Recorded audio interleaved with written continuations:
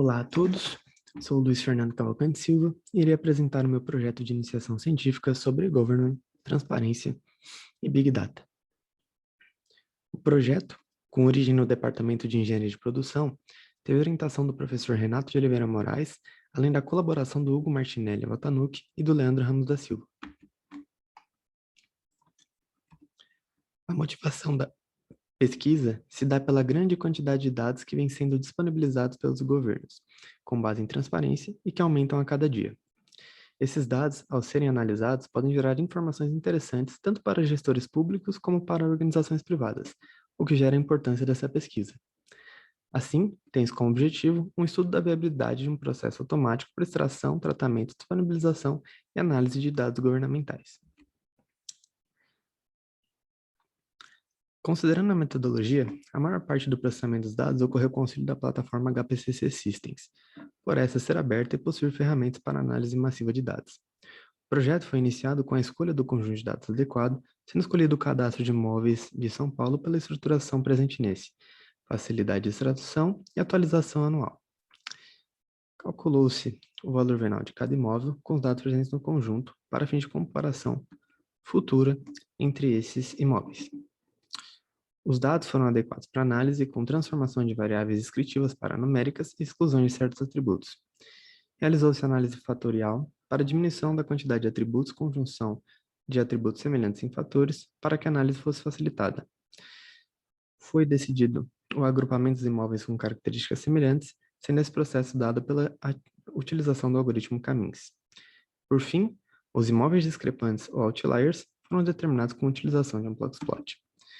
Aqui podemos ver as imagens, um exemplo da redução dos atributos em fatores e como fica o boxplot de cada agrupamento de imóveis.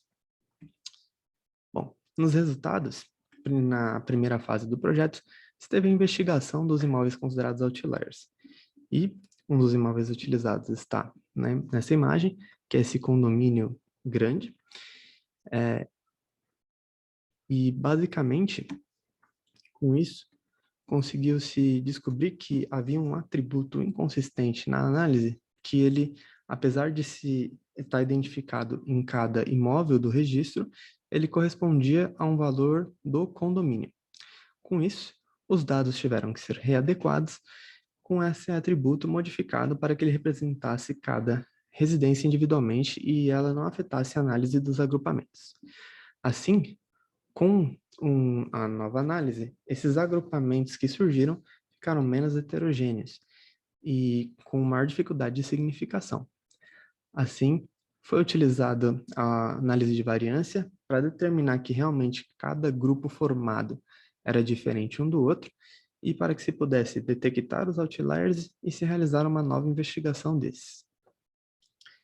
Essa mudança na metodologia, a descoberta da inconsistência de um dado que tem um tamanho de mais de 3 milhões de linhas, gerou a necessidade de a documentação da metodologia utilizada, e com isso foram escritos um artigo para o ENEGEP, que é o Encontro Nacional de Energia de Produção, e um abstract para a conferência da LexisNexis Risk Solutions, que é a empresa responsável pela plataforma, e ambos falando sobre questões técnicas e administrativas em relação à análise desses imóveis e como um todo na análise de dados disponibilizados por governos.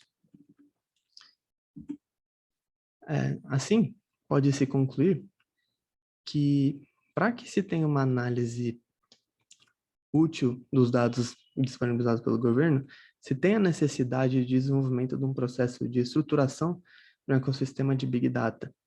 Então, a gente não pode simplesmente focar nos dados disponibilizados sem um processo estruturado, de modo que se consiga retirar informações úteis desses dados.